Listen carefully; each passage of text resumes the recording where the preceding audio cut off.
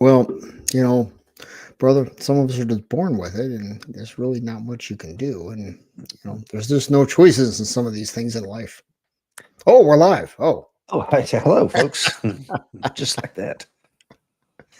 brother Brown was just commenting on my salon quality hair, and I was just saying, sometimes you're born with it, and sometimes you're not, and you know, you're much more of a manly man than I am. I didn't get that, so you know, Your bride, I think, posted on social media a picture of your entire family, and your youngest son, and you have just absolutely beautiful hair. oh, his hair is like something straight out of a magazine in the 80s. It's long and wavy and yeah, It is incredible.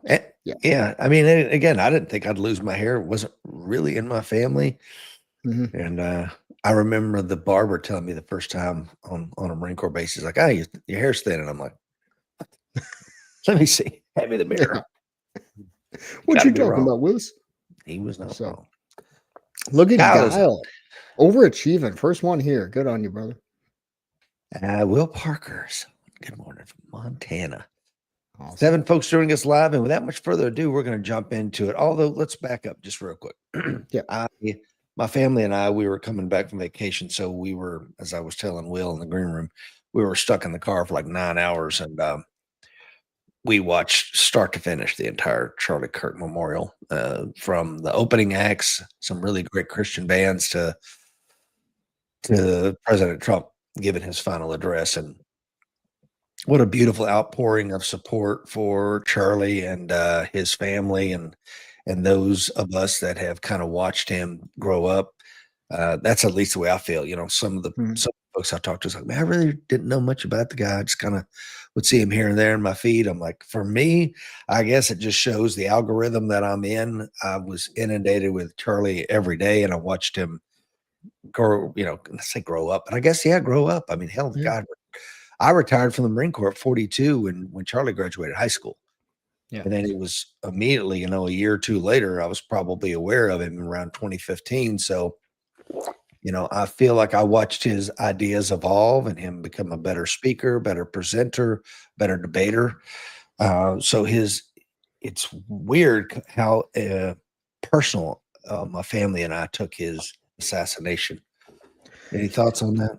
You know, I was on the other side of the algorithm. I knew who he was, and I watched his stuff here and there, but I was never real crazy about it.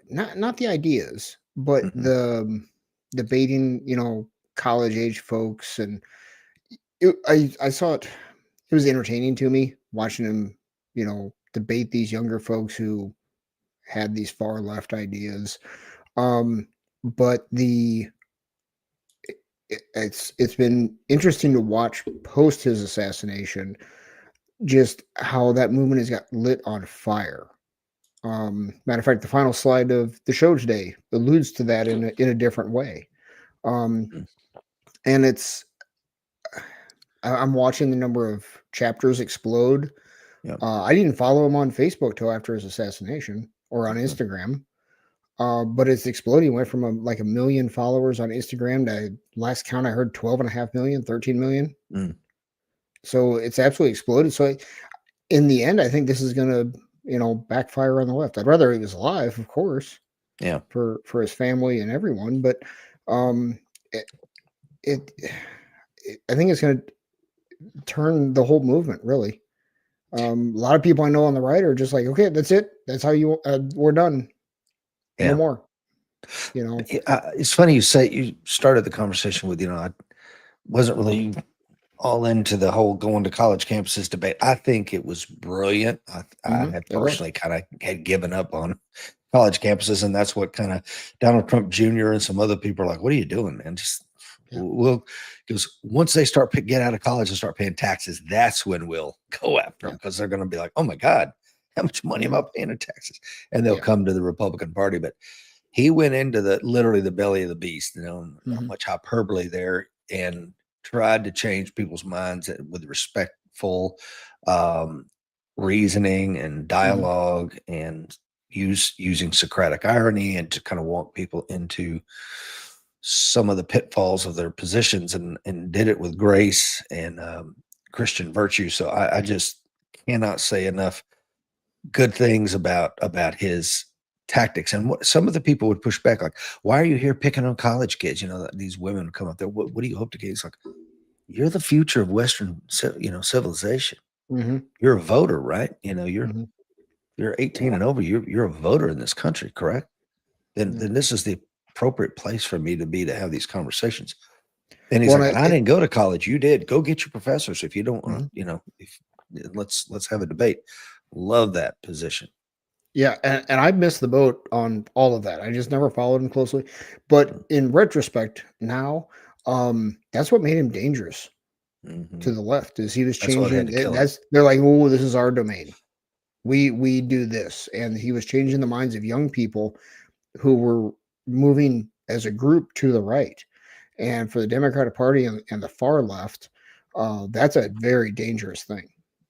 Oh yeah, had to be silenced. It had to And they be. don't have And anybody. They don't have an answer for what he was in the reason argument way. And yeah, that's yeah, it's a big loss.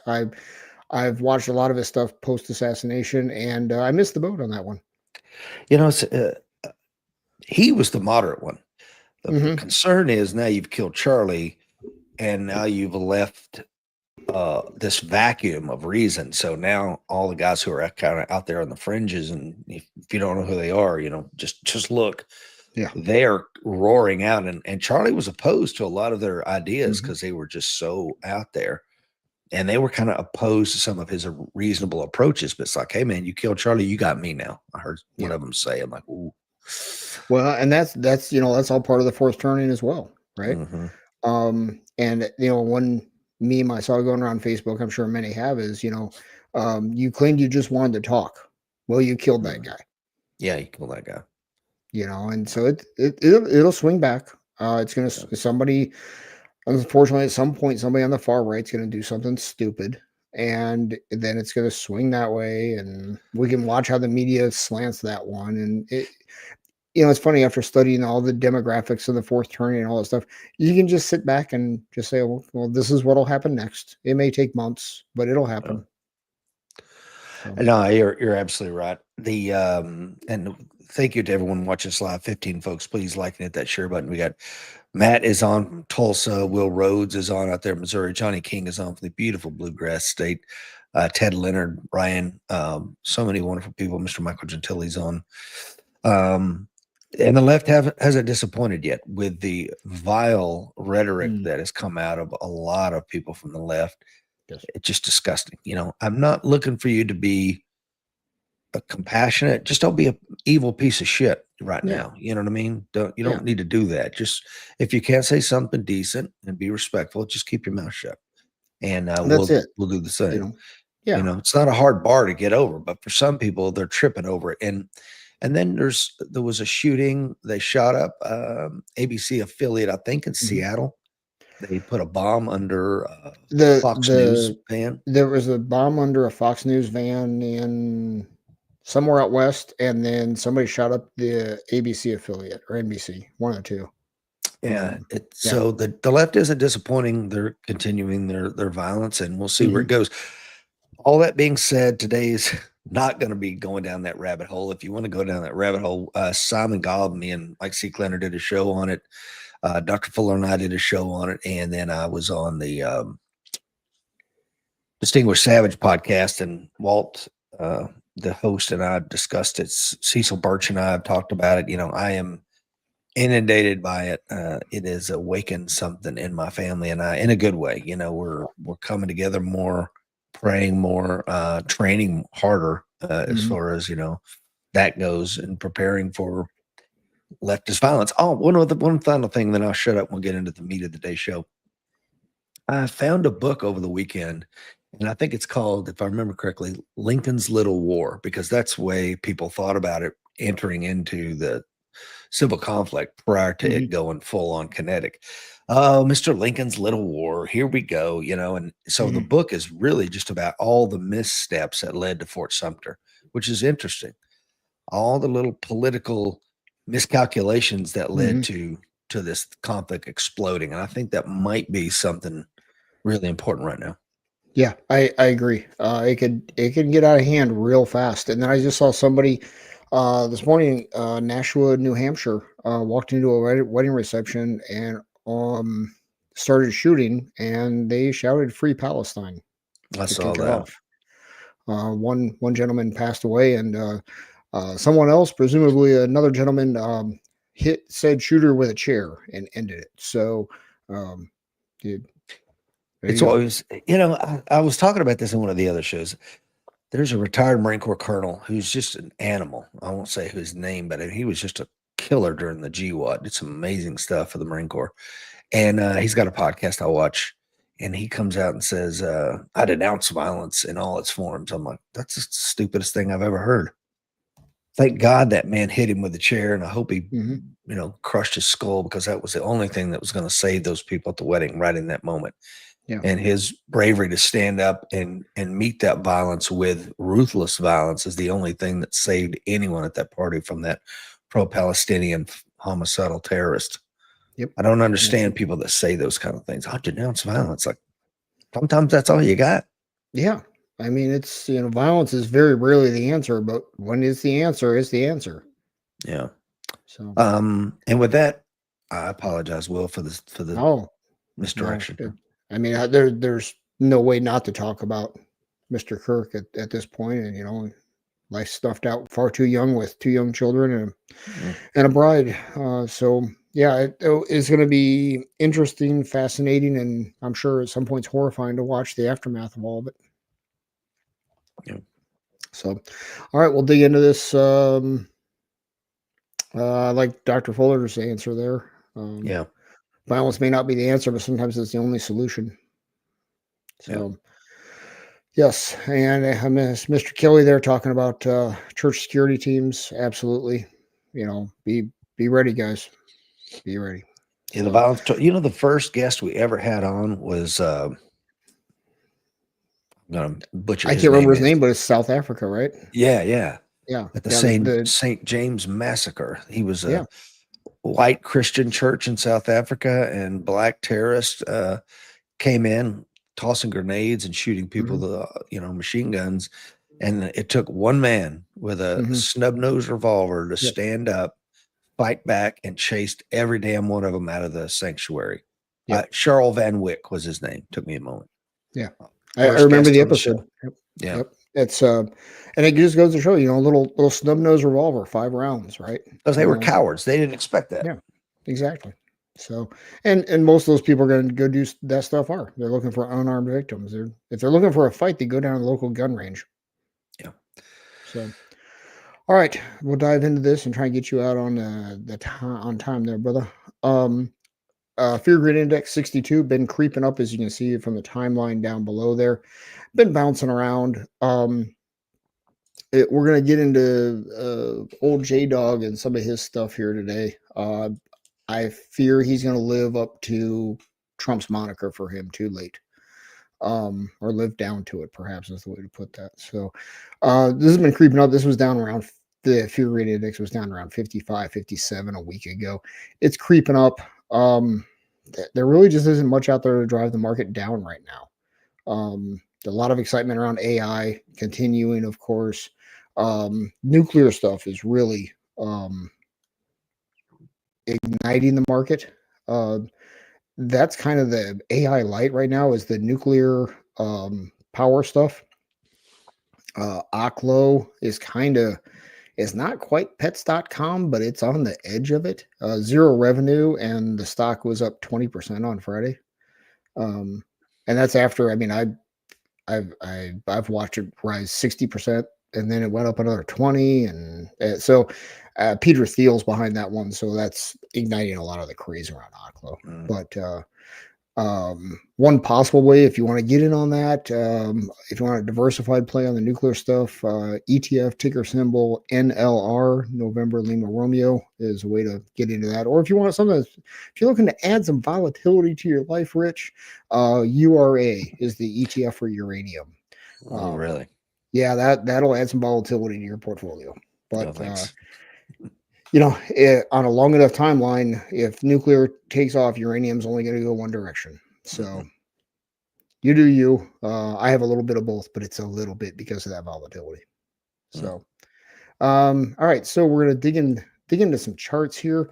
Um, so this is a comparison between the 1 month and the 36-month moving average for U3, what we would call unemployment. There's U1 through U6. U3 is the one we always talk about.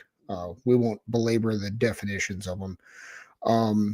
But what you will notice is each time the monthly report for U3 surpasses the 3-year moving average for U3, just after that, that vertical gray bar signals a recession.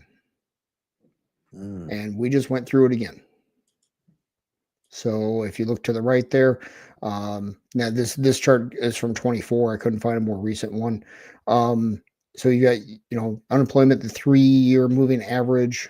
Polonium is traded independently, very independently, usually through Russian generals. Michael, the uh, so the 3-month moving average for unemployment is moving down. However, the recent numbers are moving up. Now, we can sit here and argue how much should you really believe any of those unemployment numbers, the way BLS is doing stuff, right? So definitely a warning sign. I'm not sure how to interpret it this time with the games with the BLS. Um, my gut tells me we're very late stage for this run and just need to wait it out.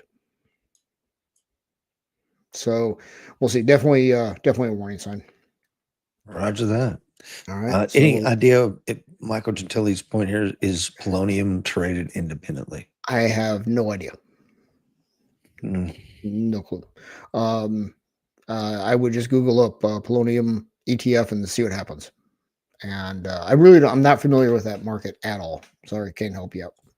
Ted says, engineer I worked with bought fuel for a fleet of 8 reactors, says impossible to determine uranium-238 processing costs now. Okay.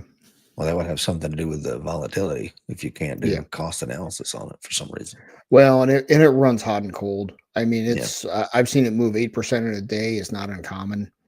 Mhm. So it's all over the place, and so much of it's political right now too, with all the nuclear stuff. So, I'm sure there's no problem here, Rich. Credit card delinquencies at 14-year high. Probably No, nothing. no, come on, man. Oh, all right. So, um, There you go, so fear we should, mongering again. What could yeah. possibly go Well, wrong? let's look at some TikTok videos then. So, uh, you can see the chart, guys. Obviously peaked during the GFC, and we're getting back into that neighborhood. And I think this is really more a indicator of higher for longer when it comes to inflation. Um, when the consumer pulls back here, we're going to feel it, and we're going to touch on that a little bit on a later slide. But people are definitely pulling back. We know this for a fact, even though retail sales are going up, and we're going to touch on that slightly here in a moment. But the credit card delinquencies are going up. Now, bear in mind, to be delinquent on a credit card, you got to be 90 days behind. So this isn't, oh, oops, I meant to schedule that credit card payment and I forgot and it's 3 days late. That's not delinquent. 90 days behind is delinquent. That's not done by accident. So this So is okay. Yeah, I didn't even yeah, think about that. That's a 3-month yeah, delinquency. Well, yes, yep. So uh, these are people that are in trouble. And I mean, look around at prices of everything. We've talked about it, a lot on this show. mhm. You, you look at housing prices, which are still just going up, um, and interest rates Wage are still higher. stagnation. Yeah, yep. So this is just a symptom of it, and we've talked about buy now, pay later being used more and more. That's going to start reporting soon to the credit agencies, which is then going to crank down the credit cards. Their algorithms are going to kick in and say, "Hey, we just discovered, Mr. Smith's credit rating went down by 150 points. Take his credit card limit that's at $10,000, bring it down to his balance at 5,000." And Mhm. you'll receive a letter in the mail that says they did that, and they have every right to do that. Yeah. It's a revolving line of credit. And then suddenly those people are like, uh-oh. Yeah, they're And done. so, yeah. So this is, and that happened to me during the GFC. My credit score didn't even go down. They just lopped my credit card limit down to what it happened to be at that month. And So I'm sure you hadn't missed a payment. no, I haven't missed a payment in eons, Yeah. and didn't matter. They were looking to reduce risk, is what it was. It wasn't a personal decision, and I did not take it as such. Mhm. So Yeah, I look at this, and again, I hate to keep going back to civil strife, but that's where my brain is on all this mhm, crap. And if you look at income inequality, if you want to use that term, mhm, I would say wage stagnation over the past 30 plus years, and meanwhile prices are rising. I see this kind of stuff here. We don't really have an external enemy, so I think everyone's looking inward to the problem. Like, well, the problem mhm. is my neighbor across the street, whether he's got a boat or he wears a MAGA hat or there's something about him, and I see stuff like this as another variable on the road to something ugly. Yes. Well, and this is also giving this type of situation and the other things we talked about, housing prices, wage Exactly. stagnation. This is giving rise to the socialism movement. Mondami in New York City. I mean, Yeah. the young people are looking at this going, "There's no way we could ever get out in front of this." So socialism starts looking really good, and I can see the trap there, right? I mean, Yeah. You're young and cognitively, I stupid. don't agree with it at all, but Unfortunately. cognitively, I can look at it and say, I can see how a person in that situation could go, yeah, that looks pretty good. Yeah. Yeah. It's funny, it's the people that have the money that you think is gonna pay for this stuff. I think Mondani called it the white neighborhoods, if I remember correctly. He was Hmm. coming after you. Yep. Okay. They move, folks. And that's why this is something else I was trying to explain to my kids. The wall around East Berlin was not designed to keep everybody from jumping into the socialist Hmm. utopia. I want free this. No, it's to keep people from escaping. Hmm. That's what Right. happens when you Yep. we're just going to make rich and we'll pay for it. Really? Well, watch me. I'm going to Yep. run through the razor wire to get the hell out of here. I'm not paying Yep. for your shit. Yeah. That's Hey, human tell me nature. last time somebody built a raft out of a car and went to Cuba. Yeah, exactly. Never. So exactly, they tend to go the other way. So Google Trends. I Oh, tripped back across this. I used to watch Google Trends for stuff on the investment side to play the game, see what was trending on Google, and then I decided to do this. Help with mortgage. wow. Yeah, that's what I said It's too. I may have said some other crazy. four-letter words in there as well. But look at this, guys. And can you explain what 100 means? I had it Uh, explained to me recently if you don't know what it means. with what? You see how it peaked out at 100, what that means? There's just a. Go ahead. I heard it is the search term cannot be registered any higher. Really okay. Yeah, it's like that's the upper ceiling for it. It just cannot rise any freaking higher. So when you Okay. see that, like, holy shit, around 2016-ish, it's running around the 25, and Mhm. then here we are, it's hitting around 100. So Yep. that's It peaked insane. there and pulled back just a touch. Which, of course, this is gonna be volatile depending on when this data is pulled. Obviously, it's pulled pretty much real time, right? Hmm. Um, and then, we can, of course, watch it peak at the GFC, Hmm. and then come down, and then, of course, that other spike, COVID, right? Before the forbearance programs and stimmy started, of course, there were a lot of people looking for that help. There was also people looking for those programs during that period of Yeah. time, and then it comes down, and then just watch it go, right? Oof. That is a spooky So one. And I love Michael's comment here. It says Charlie began his campus appearances with the sign, Big Government Sucks. mhm, I love it. yep. And I'm always amazed that people are like, I mean, they'll never come out and say I like big government, but that's what they're alluding to. Of And it's course like, it well, is. that are you? Would you be? Are you in favor of big government when Trump is in charge of it? I love the blue hair that's screaming at the police officer. It says, points down to the blue haired young lady, and says, "Wants more government," and then the guy's pepper spraying her in the mouth and says, Yeah, "Here's more government." Because yeah, that's exactly the way I look at hmm, it as a yeah, conservative. Like, I don't want it. I want my government. I've mentioned before like this. Hey, buddy, good to see you. yeah, Hop on yeah, another floor now. Be careful. yep, yeah, Run across the exactly, street and see what they're up to over there in that other country. Don't worry about what I'm doing. You know, yep, for sure. Ish. So. Yeah, so people looking for help with a mortgage. So this is just more of people getting squeezed. So we're seeing credit Hmm. card delinquencies and people, you don't Google up help with mortgage when times are good, right? No. No, nobody's gonna be doing that. Maybe So they're looking for people they can help with their mortgage.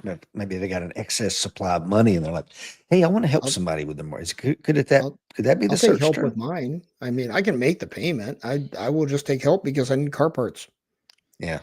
you know. I would, So of course. This is where Will and I, as good friends, will differ. Pay your mhm. mortgage off. Do it as soon as you possibly can. Get out of debt. Don't pay your mortgage off if you can make more money with that money somewhere else. And see, there we go. Yeah, That's why we work. Yin and that's yang. right. That's it. That's it. So, all right, let's start the next one. We got another Google trend here. Help Ouch. with car payment. Hmm. Now Mm. this one moves all over the place. I purposely did this one shorter term since COVID. You'll notice it's very low during COVID because money was getting thrown around and so on and Penny. so forth. Yeah. But you'll notice it has spiked up. Now, this one is all over the place. If you look at the longer term chart, it's even more violently up and down than this is. But again, I mean, we're looking at a significant amount here. We peaked at the 100 a couple times, and we're currently sitting at 75. And Mhm. e- gosh, it was somebody I know on Facebook. Trying to remember, they they posted a picture that they found somewhere. It wasn't this person with the payment plan for a truck. The purchase price of said truck was like 106,000, Mhm. which, you know, there was a time would have been like 106,000 is a Lamborghini truck, right? Yeah. And now we go, yeah. I mean, you get a full ton dually King Ranch, fill in the blank, whatever. Yeah, you're gonna be pushing 100 grand for a truck. But who needs that? Come on. Well, there's needs and there to some extent wants, but you know, like I know you said you guys just bought was a full ton a No, I have truck? an F-150. No, you bought one for the business, didn't you? Oh, yeah, yeah, yeah. F-350. Yeah, Right. yeah. But again, we So need it. We're pulling around right, concrete mixers and shit, right? absolutely. And Yeah. but my point is, I mean, I don't know what this person needed the truck for. But some of that too is the tax game within that, which we can get into some other time when we're not up Mhm. against the clock. But there's a whole tax game within vehicles too. There's a reason large SUVs and trucks are priced where they're priced because there's a tax game to be played there.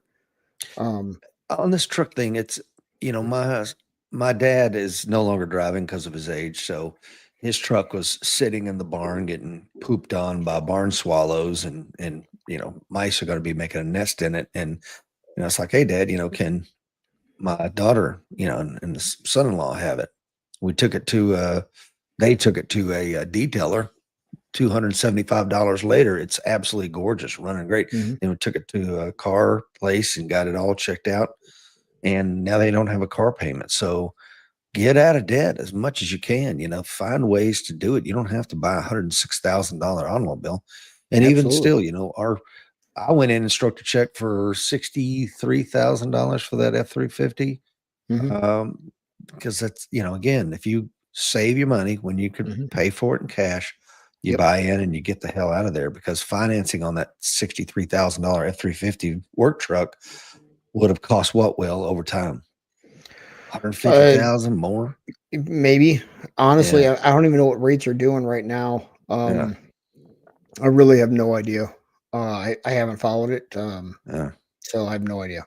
When you and I bought a house at Allen Kelly's point, $106,000 would have bought a damn decent house back in the day. Bought my Yeah. first duplex for 78,000.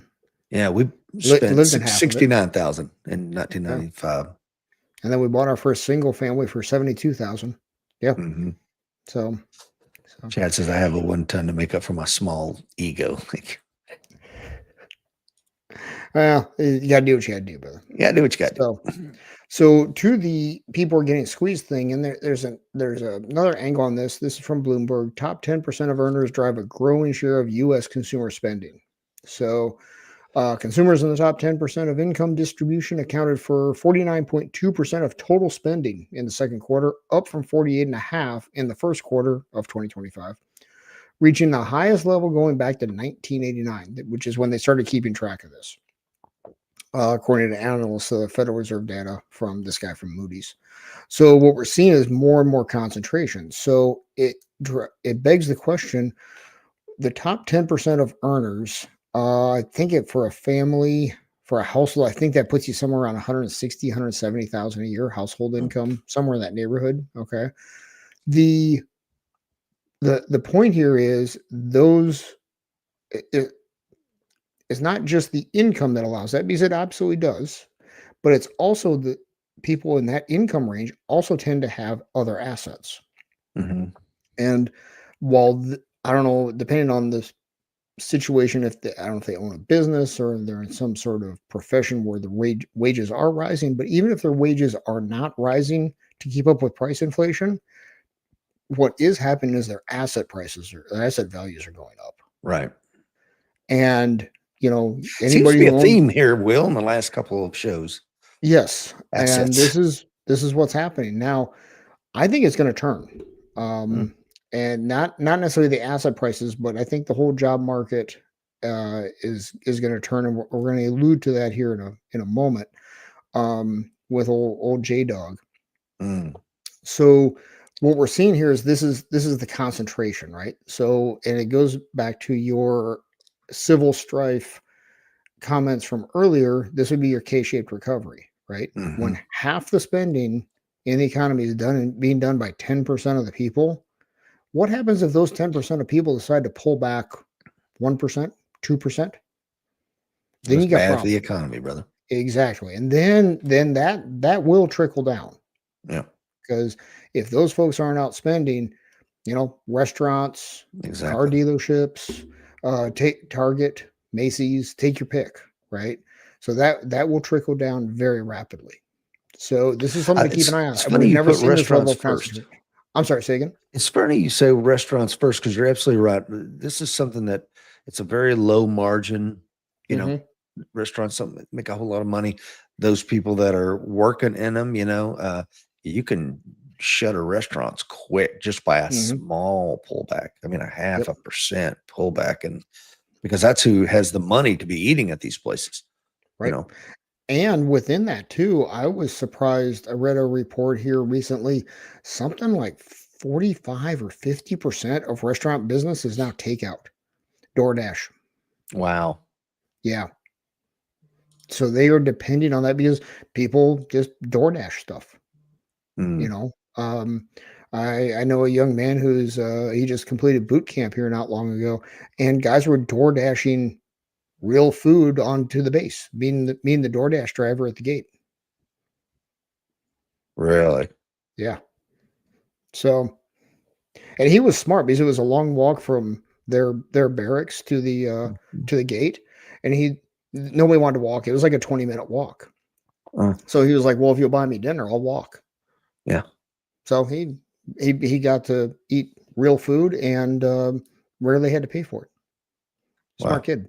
Smart kid. So, yep. So, beware of this. Now, this is a busy chart, so bear with me here, guys. The Wilshire 5,000. That's basically the entire stock market. So you hear the S&P 500 is 500 stocks. The Wilshire 5,000 is 5,000 stocks. It's essentially the entire stock market. Mm, Okay. Jolt's job opening labor turnover survey. We look at that on and off of the show. Basically, think of it as overall employment. Okay. But it's just the quit rate within that. So this is how many people are quitting their jobs in a given, it's reported monthly. Okay. So this is the quit rate. So what you will notice is over time that if we look at say 2009 through 2019 there, you'll notice the mm, stock market is generally going up, your green line, and your quit rate is going down. So this is the rate of people quitting their jobs is going down. Okay. So, but you'll notice now, and when do people quit their jobs? Let's think that through. People quit their jobs when they're confident they can get another job right. or they get another job, right? Hmm. But if we look from 2022 at the peak there for the blue line, look what's happened to the quit rate since then. People aren't quitting their jobs. You can remember during that time when inflation was really taking off and everybody was desperate for for people, everybody was quitting their jobs because you could have something else by Monday that paid 20% more, right? Right. Well, the quit rate is plummeting. And look at the stock market, it's rising. That doesn't go together. Usually the What quit rate is going up while the stock market is going up. Now the quit rate is going down, the stock market is going up. So we're seeing a disconnect. And as an investor, trader, sometimes when you see a disconnect, something's going to give eventually. So I don't see the scenario where people are suddenly going to start quitting their jobs. Mm. See what I'm saying? So my guess is the stock market's going to give. I mean, we've had a heck of a run since 2021, 2022. Really had a heck of a run since 2012 overall. I know this is completely anecdotal, and I don't even know if this matches what you're alluding to here, but I will tell you, I recently hired somebody on. Every now and then we'll go to labor finders if we need additional people. Right? I need this ditch dug. Let me grab 3 dudes for the next 2 days, and that works well for our company. Well, one of them did extremely well, and like, hey man, I'm making $14 an hour at labor finders because I can't get a job. And I'm like, okay, man, I'll bring you on and start Monday. and I have had it went for years and years and years. I couldn't find anybody at any price, and now my phone is ringing. You guys hiring? Is that what is that anecdotally matching with what you're Yes, getting to here? Okay, absolutely. So for we're 5 seeing a years, turn, nothing. In the last month, it's been crazy. and this dovetails nicely into JDog. So for years since COVID, inflation has been all he's talked about. Mm. Remember, the Fed's job, stable prices, full employment. That's their dual mandate, right? So full employment, let's keep in mind, really full employment's about 4 to 5% unemployment is considered full employment. And that's about where we are now. I think unemployment rate's 4.2, somewhere in there. If somebody can look it up if you're interested. So we've got full employment, right? Inflation is still running basically 40% above target. Target's 2%. Okay.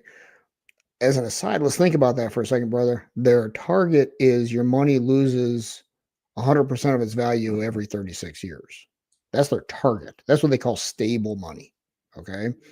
So that's a small advertisement to buy gold and silver, is what that was. Okay. So all Powell has talked about since COVID is inflation, CPI, PCE, right? Over and over again. And many in the media and Trump have been leaning on him. Hey, jobs are starting to be an issue. And Trump or Powell rather said, nope, inflation. We have to tame this beast, blah, blah, blah. Suddenly he comes out in Jackson Hole in August last month. The Federal Reserve has an annual retreat to Jackson Hole, and he comes out and gives the opening remarks, and he completely flip-flopped. Really? He basically, I'm going to paraphrase big time and say it's all about unemployment. He completely dismissed any unemployment concerns prior to that. And he spent a lot of time in this latest FOMC meeting, which was last Thursday, and his speech at the end of that, talking about unemployment. Why is he suddenly worried about unemployment? Because he sees the canary in the coal mine. He can see what's happening. And unemployment has a nasty habit of once it starts to go up, it rises rapidly. And it's difficult to control. And also, as we go back to that very beginning chart, it goes back to when its unemployment starts up and goes up rapidly, you have a recession. Yeah. So suddenly they're like, they go from we're holding rate stable to now they did one rate cut of 25 basis points, a quarter percentage, and pretty much came out and said, we're going to do 2 more this year yet. So why is he changing? What is he seeing? Right?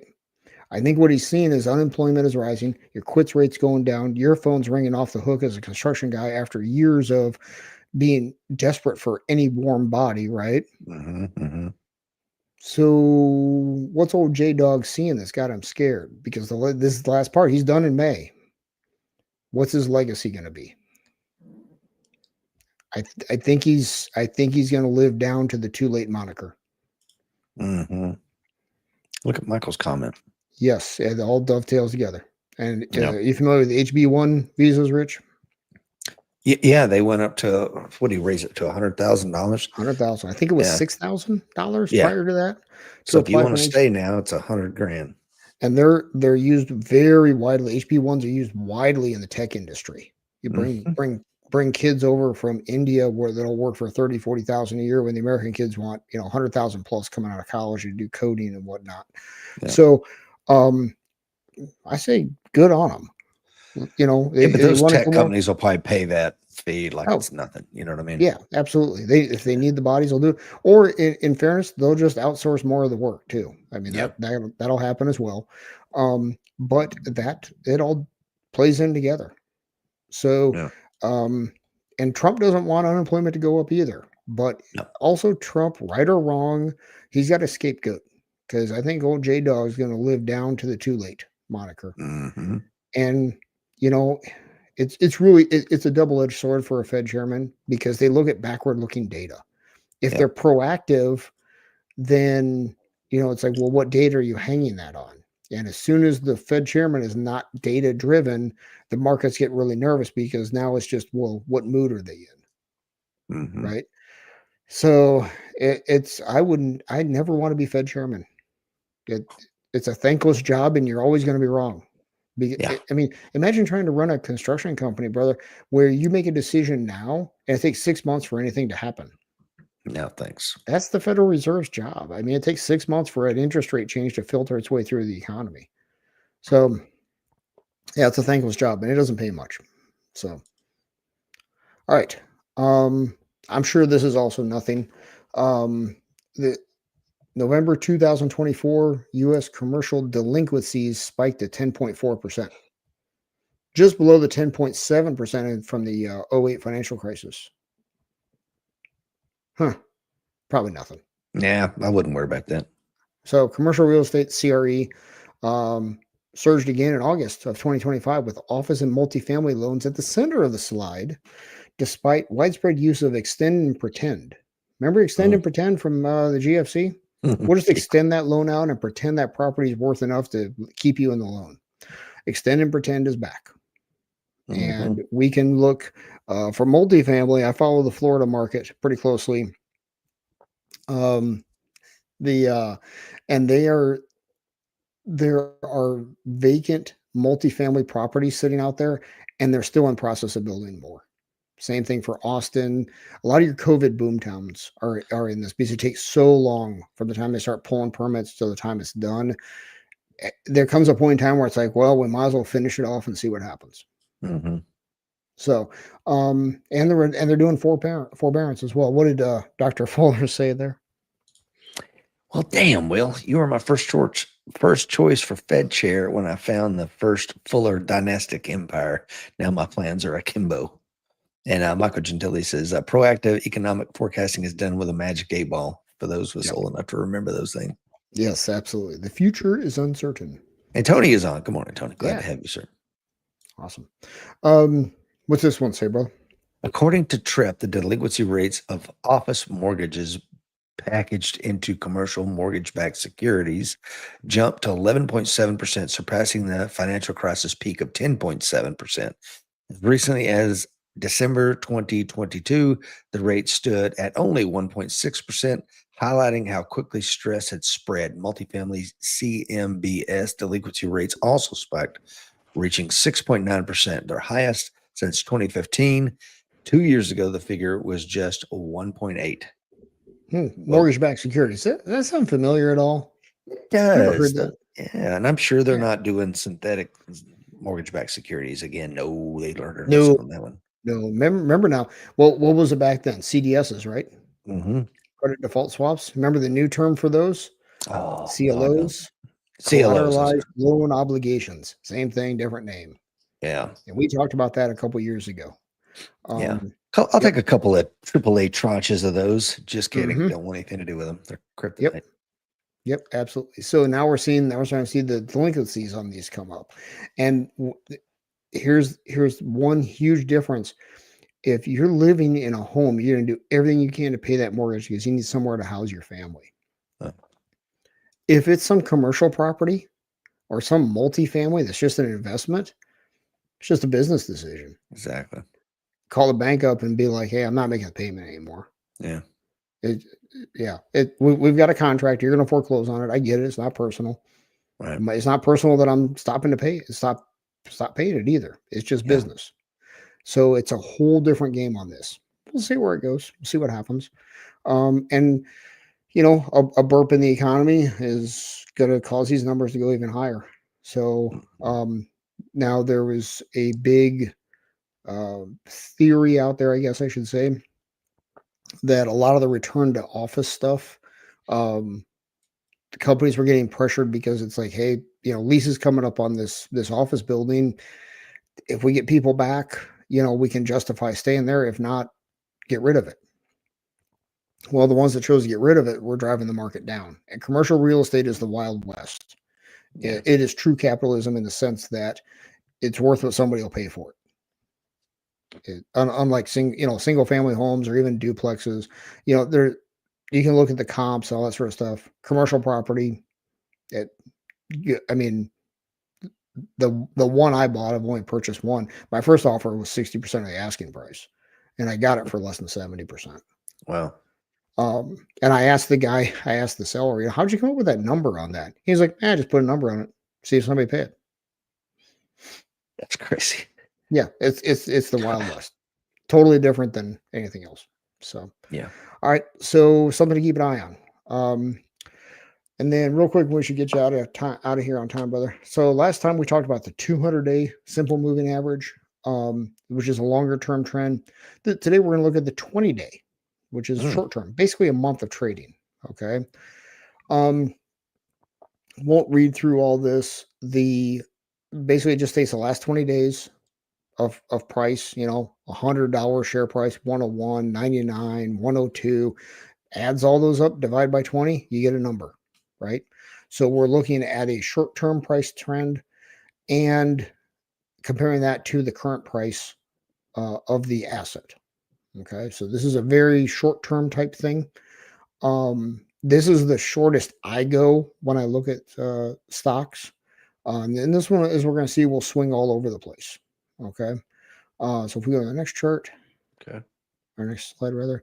All right. So is a short term, is it valuable? Yes, no. Sometimes yes, sometimes no. So here's where I find value in the short term trend is, well, here, buy the dip, right? Mm-hmm. Well, okay, so what if it's going down, the stock market's going down 2, 3, 4% a month for an extended period of time, say into a recession or something like the financial crisis where it was even faster? You can say, well, if it's down 10% and I buy and I wait long enough, I got a 10% discount. Well, it's kind of going to the store. 10% discount's good, 40% is better. But how do you know Right. when to do that, right? So as we're going to look at on some charts here, this will start to give you an idea. Now, that doesn't mean things can't reverse and come back down again, but at least you got a little something to hang your hat on. Okay. The long term trend only changes after the short term reversal remains in place for a period of time. And that'll make more sense when we look at a chart here. Okay. And I can hear some folks out there rightfully saying, well, if I'm not trying to time the market, or if you're like our kids in their 20s, right? I Mm-hmm. don't care, right? Well, even then, even for them, this can be good because their long-term returns will be even better if we try to get add additional money into their accounts closer to the bottom. Mm-hmm. You're never going to time the perfect bottom. Anybody who says they can is completely full of something and probably trying to sell you something. Yeah. Okay. All right. So let's noodle this through with a couple of examples. All right. This is the S&P 500. This is a year-to-date chart. So this is just 2025. Your blue line is the price of the S&P. Your black line here is the 20-day moving average. And the green line is your 200-day.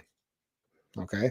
So if we start on the left of the chart there, we can see, it dips down a little bit below the 20-day, and then comes back above in probably mid-January there at 2025. Okay. And we can see it goes back below it, right? And this was the market was selling off prior to the tariff announcement, Liberation Day. So it will move above and below the 20-day moving average often. Mhm. So this isn't a panic freak out sort of thing, but it might be a good time to go, it's moving below. And now, as we can see where it moved below there in late February, it moved below and then it kept accelerating away from the 20-day moving average. Okay. So as somebody who trades more often, I'll look at that and go, I'll pull back a little bit. These are not realistic numbers for a portfolio, not financial advice. Put all the disclaimers on there. Let's just say I had 50% of my money in a S&P 500 fund. Mm-hmm. When it moves below that 20-day rather, and keeps moving down, maybe I pull back 10% of that money that's in that fund and put in a money market and wait. And then it keeps moving down. And then it goes below your 200-day, the green line there. Okay. Then, you're looking at that going, okay, it's moving further away. So I pull back a little bit more, right? See where we're going here, brother?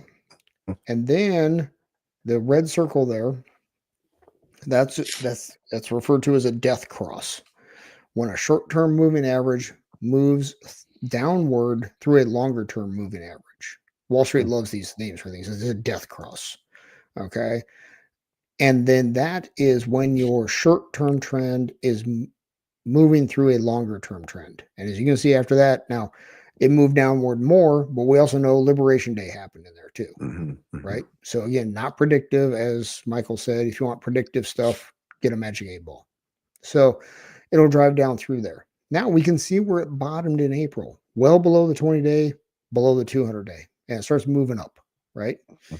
And you'll notice there in late April, our blue line, our S&P 500 price moved through the black line, right? So now we're back above the 20-day. I'd take this as, okay, now I'm going to buy back in with some of that money that I sold out back there in February, March, right? And then let it ride up through there. Then we get our green circle. That's the golden cross. When the short-term average moves through the long-term on the moving upward, we get the golden cross. That would reaffirm to me to buy back in with some more money.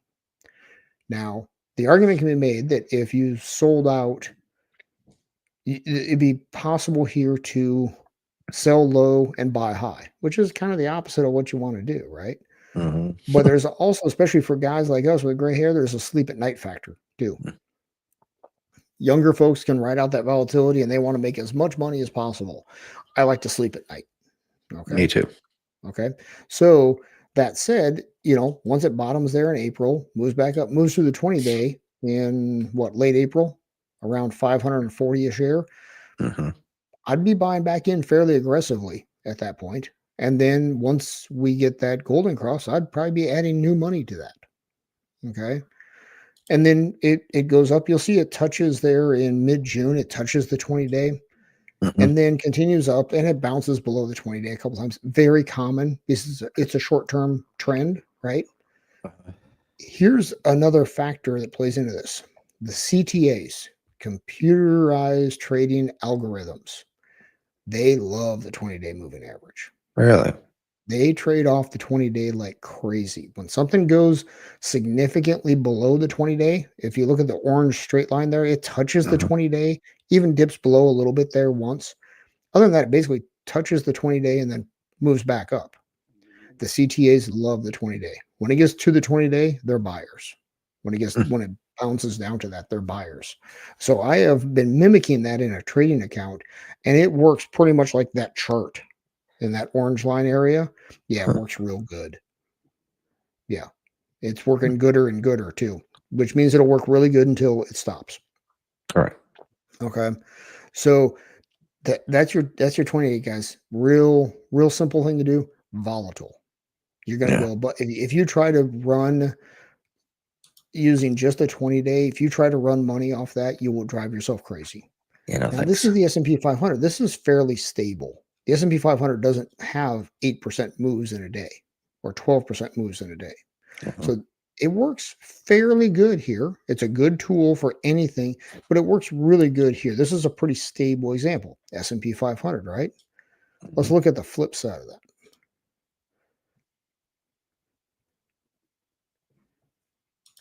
I think I may have lost you. Oh, really? Hmm. Huh. Let's see here. See if I can get it to move. There we go. There we go. All right, here we go. Tesla. Yeah. Good luck trading the 20-day off this, right? You're all over the place. And this is because, did Elon Musk smoke dope on Joe Rogan's show? Did he say something that Exactly. ticked off the SEC? Did he say something that ticked off this political side or that political side, right? Um, Will Parker asks, is the 20-day better than the Pelosi algorithm? No, it is Nothing's not. The better than the Pelosi Pelosi algorithm, algorithm. NANC is Nancy is the ETF that tracks her trades is doing quite well. But it's a Uh, 90-day lag, isn't it? it is, yeah. Well, Yeah. up to 90 days, yeah. Yeah. So, but they're still crushing it. I know, So, but can you imagine if you didn't have a 90-day lag? Whew. oh yeah, you Okay. you and then trade options on that. Ooh, I'd be retired. Okay, all right. So this is where the 20-day moving average does not work. It's something really volatile. Trying to use that as your sole tool on something volatile like Tesla stock, Nvidia, take your pick, Oklo. All right, it's not going to work. It's not even really that great of a tool, even when you compare it to the 200-day, because it just moves all over the place. Okay, so you gotta pick your spots here for this. Now, there's still value in looking at the 20-day versus the 200-day, um, but you're gonna put up with a lot more volatility on individual stocks. So, you can see the two golden crosses where the 20-day goes above the 200-day, black line goes through the green line on the Uh, way up. And those are both decent buying opportunities. But it's going to move around a lot more on a volatile stock. Okay. okay. So that's basically your short-term stuff. Your short-term 20-day moving average. Next show we're going to dig into a couple other or one other indicator. I think we're going to I think I'll split these shows like this, brother, is Okay. do a little economic update, then touch on a stock market indicator. And I'm sure you've heard this Yamamoto's quote after Pearl Yeah. Harbor, right? You Yeah. mind reading it off for us, brother? I fear all we have done is to awaken a sleeping giant and fill him with a terrible resolve. And Yamamoto, as I understand, I think he went to Harvard, and Yes. he tried to warn them, don't do this, and they Yep. wanted it done anyway. So okay, I'll plan and execute it for you, but let me tell you what's going to happen. And he Hmm. was right. And of course, we assassinated him, which is another pretty cool thing. Yep. Well, and so the reason I threw this in here is obviously the Charlie Kirk angle. Of course. Yeah. And I had forgotten about the second part of this. The fill him with a terrible resolve. I'd forgotten about that part of the quote until I ran Mhm. across this one. And I think that's what's happened um, to the political right. Yes. There is a resolve there. I am seeing people I know on the political right who have always been pretty reserved. They're not anymore, No. and they are actively unfriending and not just like click unfriend, like get the f out of my life. Right. And it could really turn interesting here, to put it lightly. Yeah. So, Yamamoto was also the one that when I no, was it him? It was one of the Japanese military leaders who also was educated in the U.S. Was asked why they never invaded mainland USA, and he said because there'd be a gun behind every blade of grass. That's right. So, yeah, He ain't wrong. he ain't wrong. Exactly. So, yep. And I, All right. I Well, put up something the other day. My new quote is, if you sit down to play chess and your opponent punches you in the mouth, mm, you're no longer playing chess. yes, that was They have awesome. decided that you are now entering a new game. And the quicker you Hmm. realize that this game has changed, the more likely you are to win the new game. Because learning Hmm. at that point, learning to play chess better is no longer matters. And I think for me that quote or that idea, it really hit me with this Charlie Kirk thing. Charlie Kirk Hmm. tried to set up a card table, coming, here's a microphone. Yeah. And then, my wife was telling me, because she had heard in an interview why he would speak and then quickly set the mic down. It's like, I don't want to speak over him. Please say your position. Hmm. I mean, what a gentleman. And Yeah. he tried to do what all of us should do, and they killed him for it. So it's like, Hmm. okay, you don't want dialogue, so we're not playing chess anymore. Hmm. Okay, roger that. We can I'm play that other reminded. game. I'm reminded what Golda Meir said, and we put it on a show Yeah. way back. You can't negotiate peace with people who have come to kill you. He also said you can't shake hands with a clenched fist. Another Yeah. great Golden Meir quote. And, Hmm. as a prime minister of Israel, she knew a lot about that. There's a great movie about her that just came out recently. I think it's Golda. It might just be a Okay. simple name like that. And it's just her during the 6 Day War, the Yom Kippur War. And I mean, Okay. it is fantastic. Um, let's see what quotes we got. What comments we got coming in here. Tony says the men who just wanted to be left alone have started to get involved. Yeah. Yeah. Yep. And that's a That's another scary thing excellent right quote there. by Yep. Yeah. Solzhenitsyn. The other one that I liked was in reference to Charlie Kirk was, you said you just wanted somebody who would talk. Yeah. That's what he gave you, and this is what you did to him.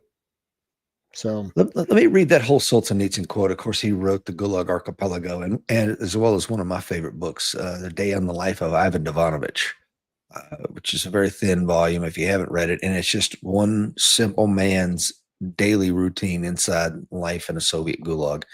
Very touching, very amazing. It's a good book for all young men to read, because how you conduct yourself in those kind of things with grace, and you don't let it destroy you. I mean, fantastic book. Anyway, I'm going to give you the full quote here.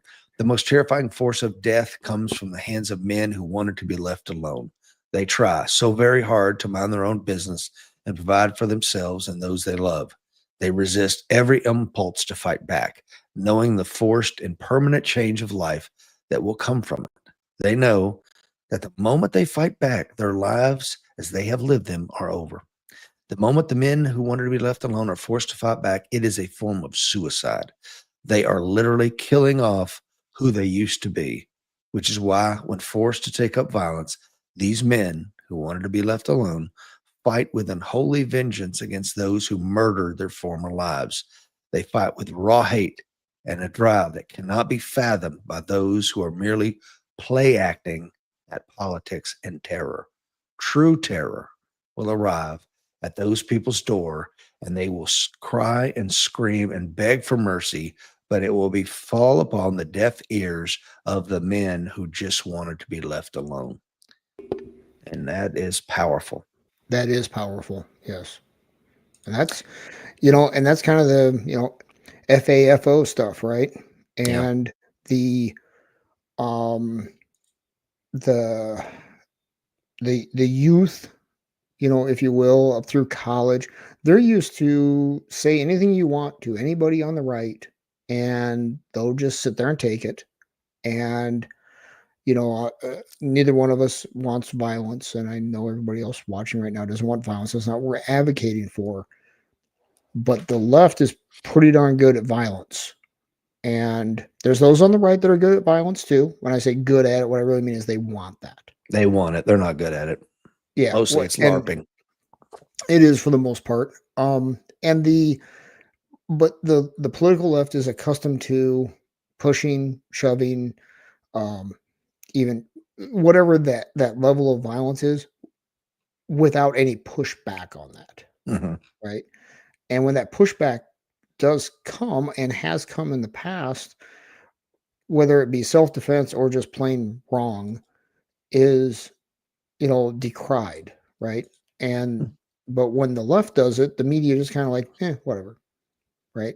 And the right is fed up. I think the political right is very fed up across many areas of that, whether it be college campuses, media, social media, editing, Jimmy Kimmel, late night, right? There enough, Hmm. and there's gonna be conflict there, social, interpersonal, conflict on many levels.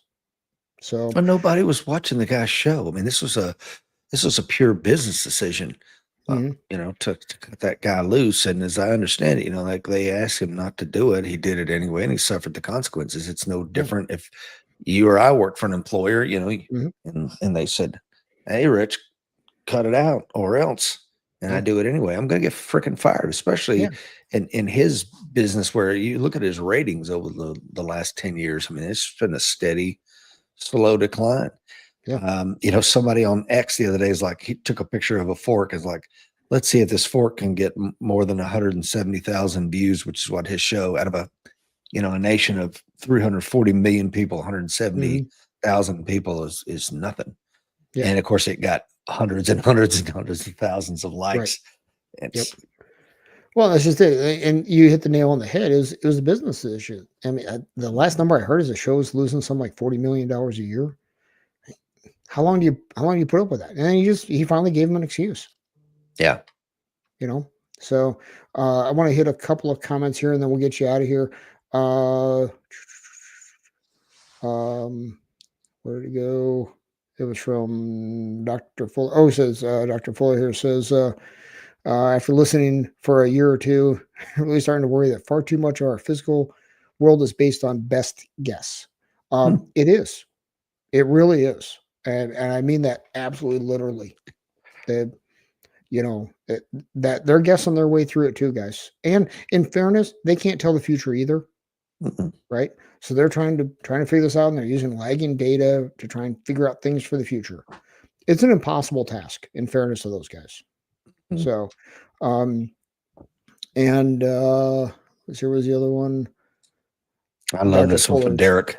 Yes, I read the book actually before I came down on my Civil War trip and saw you and your beautiful family. I think I told you I met the author.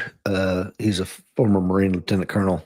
Yeah, And he you did. used to work at the 6th Marine Corps district where I was at, and he came in, and me and my boss sat down and chatted with him. But the story of, I'll read Derek's quote. Check out the story of Jack Henson during the Civil War. He tried to stay out of it, but when the Union soldiers killed his wife and kids, he went on a campaign of violence. Yeah, and took his 50 caliber muzzle loader and just started Hmm. sniping people like it was his job. And as I understand it, they cut off his son's heads and put them on Hmm. pikes in his front yard.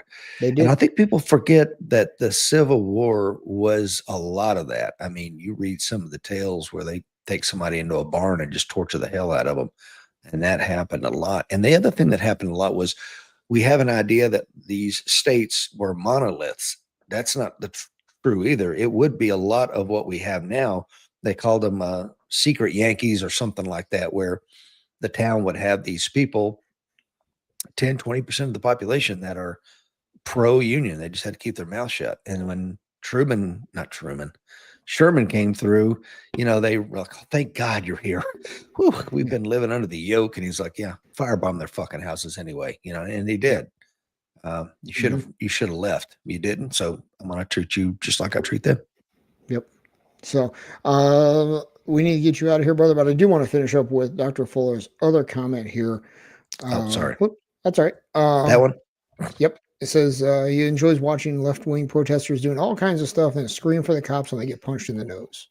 And I remember one time there was an anti cop protest going on during the height of the Summer of Love, and a truck was driving by and they threw something at the truck, and the guy stopped and got out with a baseball bat, a crowbar, whatever, some sort of blunt instrument like that. And they were like, "Call the cops!" It's like, what? You Aren't you know? here to defund the police? Yeah. This is what So defund the police looks like. there's a thing that comes around on my screensaver of pictures and says, they'll push you until they bring out your ugly side and then play the victim. Hmm. So, and that's where we are, guys, in society. And it, it's You and I coming. have been talking for a long time, man, about it. Nobody's building an off ramp. Hmm. And with the Yes. murder of the Ukrainian girl, Hmm. and this Charlie Kirk thing, and here, let me tell you something else. Trump, may have cleaned up Washington D.C. pretty quickly. Memphis is a whole other animal, and that's where he's Hmm. going to next. And there could easily be something that touches off in Memphis, and then Yeah. race relations spiral out of control. So stand by for that one. And then the other thing to stand by for is this potential government shutdown. This Yeah. is another thing that people continue to say, the folks that really look at how civil wars start and things of this nature, if you're hung up on the idea of civil war, call it something else. If you just can't intellectually envision what that might look like, call it something else. I don't give a shit. Name it something else in your brain. But some sort of ripping apart of the American structure internally is what I'm talking about. And they keep saying it's some sort of budgetary crisis. And I'm like, okay, Mhm. well, that seems kind of stupid. I can't imagine that but it's like the number one predictor. And when all this Charlie Kirk started, all of a sudden I started hearing about this looming budgetary crisis. I'm like, oh Mhm. no. And it looks like Schumer's not backing down. Trump sure as hell ain't backing down. And it's like Mhm. we could see this as one more data point, Mhm. big data point. Yep. And the left is waiting for their next moment. When I say that, I Mhm. mean the big organizers. They Yeah. need that George Floyd moment. They need it. They need a spark for that. And Yeah. you're right. It could well come in Memphis. Mhm. But you can also look at California where they just passed the law that the ICE guys can't wear, the balaclavas anymore. And there was a report I just saw the headline of somebody doxed an ICE Mhm. agent, and people showed up at his house. Yeah. Well, you know that could turn real bad real fast. Yeah. Johnny King says the left hasn't had to fear consequences yet, but the time is coming. Dr. Fuller says when the guys with the guns and tanks don't get paid, all bets are off, historically speaking. Hmm. That was the collapse of the Soviet Union. People just walked off their posts. They weren't getting paid and they said, see you later, and Yep. walked away. Yep. And if that happens, then there's nobody to stop it. Just like we saw in Iraq, that's how Iraq went into civil war. The infrastructure wasn't there. The Yep. Ba'ath Party had been destroyed by Paul Bremer, who was the head of the Coalition Provisional Authority. He outlawed the Ba'ath Party. So that means you don't have a police, you don't have an army anymore. And the American military wasn't going to do anything to stop it. So next thing you know, just full wholesale killing each other. Hmm. Yep. And Dr. Fuller says the California law has zero impact on federal agents, as I assumed it did. It doesn't mean squat, but it's just political pandering to his side. So let me throw this out there, and I showed my ignorance with that. So thanks for correcting me. The um so I follow the news pretty close, and I didn't realize it had no impact on federal agents. So now, how will that get spun on social media and the news media when the ICE guys are still showing up masked, and they're like, "There's a law. They're breaking the law." I mean, I'll admit I would have fallen for it without that comment. It doesn't mean that So he can't try to enforce it, and right, there's some sort of right. the California Highway Patrol and federal agents are at loggerheads with each other, but it I was just thinking more continues to the accelerate the problem, I guess. yeah. Well, I was thinking more from the angle of, California has this law, and Trump is telling ICE to ignore it. Well, it doesn't Mhm. apply, but how will Yeah, that get spun, right? So now it'll be interesting. Now that we had that little sidebar discussion on that, let's see how that plays out. true.